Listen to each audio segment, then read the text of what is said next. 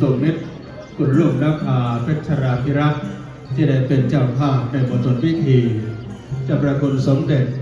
พระมหาวีระวงศ์เจ้าประคุณสมเด็จองค์ประธาน